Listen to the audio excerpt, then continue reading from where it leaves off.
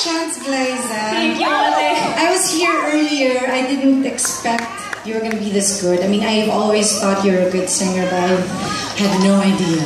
I have no idea. Congratulations. Thank you. You know, you're a great performer. Your voice is beautiful. You can dance, you can act. Karate na lang.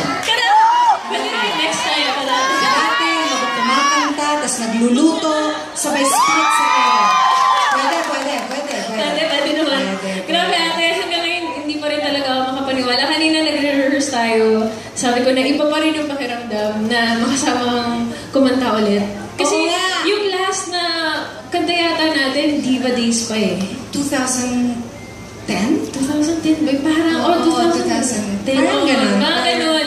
2009. Yun yung first time na hindi talaga ako nakatulog before performance. Sobrang kaba. I was so happy na nakasama kita sa Diva at na nagkaroon ako ng chance to work with you. Kasi alam ko talagang magaling na magaling kang umarte. Tapos nung nalaman ko, sabi ko, oh my God, this girl is so talented. She sings also. And now, you're not just a singer, you're a performer. And a very good performer. Thank you.